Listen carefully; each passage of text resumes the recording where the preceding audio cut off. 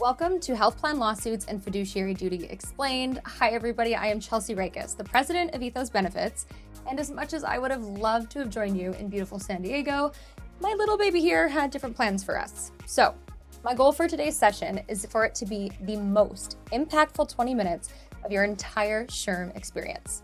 So let's get going. A little background on me. Again, my name is Chelsea Reikus. My first interaction with the American healthcare system was when I sustained a brain injury playing Division I college softball. The medical debt followed me back to Canada, where I'm from and where I was doing my brain rehab. I was 22, unemployed, trying to decipher medical bills, and I thought I had insurance, right? This ignited my passion to help as many Americans as possible navigate this super complex healthcare system. My husband, Donovan Reikus, he actually founded Ethos Benefits almost 15 years ago. He was a fiduciary securities advisor and he was focused on retirement. One of his clients happened to come to him with his health insurance program after being told that a 30+% increase was the best option out there. He used his fiduciary license, those fiduciary principles, ended up coming up with options 12% under the current. And that was his first case. He had no idea what he was doing. What it did, though, was it showed him the fraud, waste, and abuse that's happening in healthcare plans. And 15 years ago, he predicted what we're seeing today, which is a rise in the health plan lawsuits that we're going to talk about now. Since then, Ethos Benefits has been designing healthcare strategies using fiduciary advising principles in preparation for the lawsuits for over a decade. So here's the deal. Anyone can give you a compliance checklist. That is not what we're doing today. You can download the checklist though from the app, so I did give it to you. But today it's more important. It's about you understanding how much power you have. Deliver high quality healthcare to your teams at a much lower cost and at the same time meet your fiduciary responsibilities. But here's the kicker. You are already a fiduciary of your health plan. Whether anyone has told you or not, whether you've had an official committee meeting, whether you've had training, whether benefits just got thrown on your desk, if you are in any way involved in benefits planning, decision-making, or implementation, you are a fiduciary of your company's health plan. So what does that really mean? Well, you are legally obligated to act in the best interest of plan participants, and this is actually considered the highest standard of care in legal matters. So 2024 kicked off a slew of employee versus employer health plan lawsuits, specifically for breaches in fiduciary decision-making. So here are a few examples you can see on the screen. We will get into a couple of them a lot deeper. Notice that these are large companies, but here's the deal. These lawsuits, they are coming down market and they will become commonplace, which is why I want to prep you today to prepare you and your organization from future liability. Let's look at this first one. This is Lewandowski versus Johnson & Johnson. Notice the highlighted section. CHRO, VP of HR, Global Head of HR. You guys, they are personally named in these lawsuits because they are fiduciaries with personal responsibility to the plan participants. So here the lawsuit alleges that J&J breached their fiduciary duty due to not properly exploring options for pharmacy. They took conflicting advice from parties with conflicting interests, and they agreed to astronomically high drug prices with Express Scripts, ultimately burdening employees financially. So let's find out, how bad were these costs? Well, J&J paid over $10,000 for an MS drug when the cash price was $78. Yikes. Over $16,000 for a leukemia drug when the cash price was $169. I think you get the picture, right? Here's a more recent one. This is Seth Stern versus JP Morgan Chase. Notice, HR and benefits folks all personally named.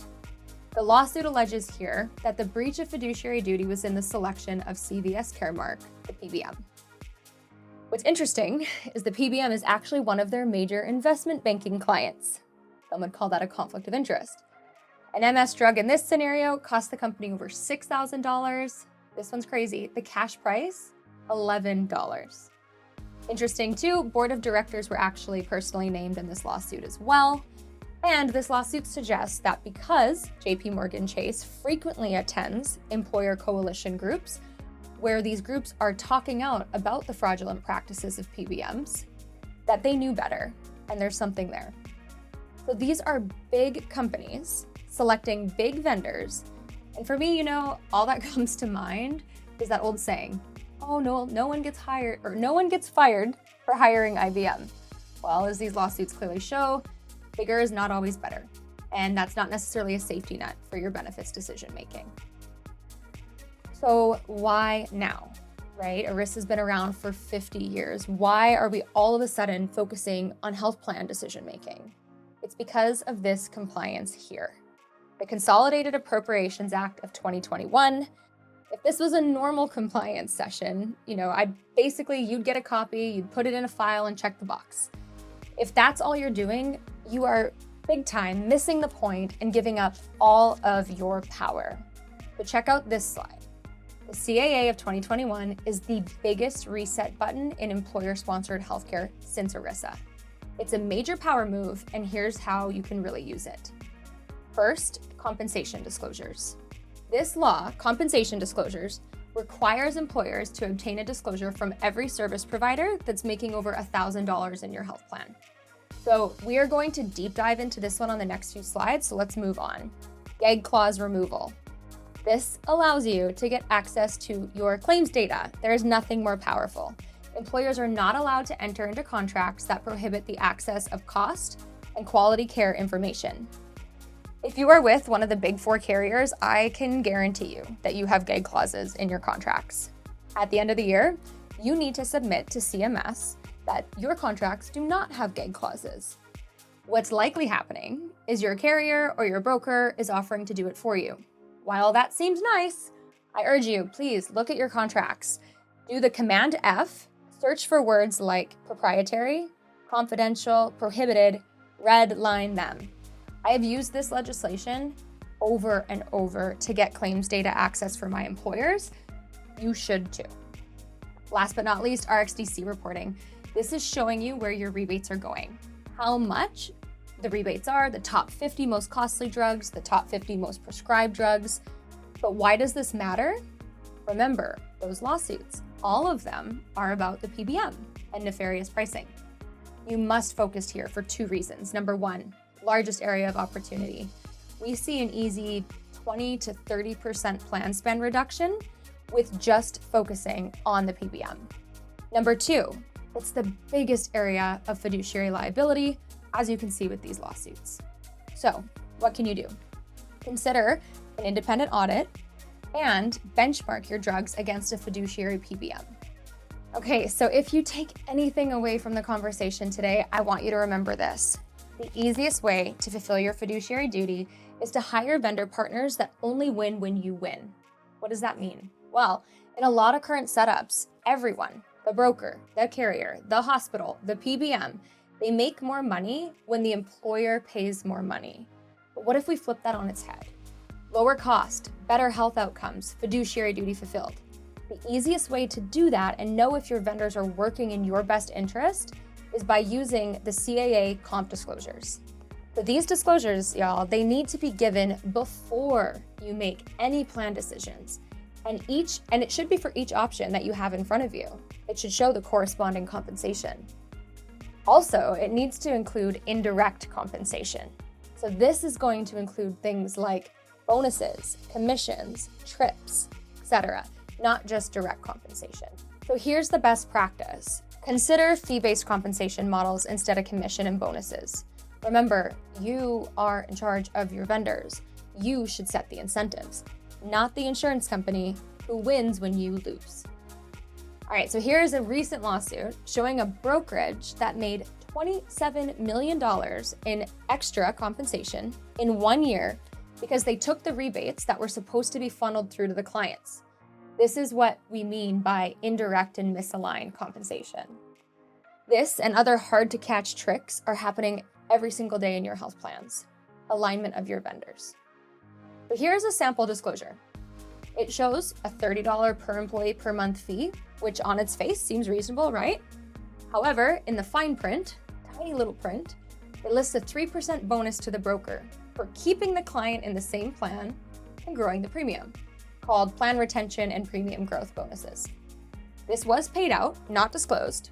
It added an additional 74% of undisclosed compensation. As a fiduciary, it's important to know the incentives of the people giving you advice. At the end of the presentation, scan the QR code and you'll get access to the 408(b)(2) comp disclosure that you should have on file for every service provider. All right, let's talk tangibles. How do we not get sued, right? Number 1, fiduciary committee. Number 2, indemnify that committee. Number 3, ERISA plan documentation. Number 4, proper vendor management. Number 5, plan strategy and management. At the end of this presentation, I promise you'll get a checklist, but we are going to talk about the spirit and the power of these to close us out today. So every committee needs a charter, formal acknowledgement, they need to disclose conflicts of interests, they need fiduciary training, and you got to record those meeting minutes.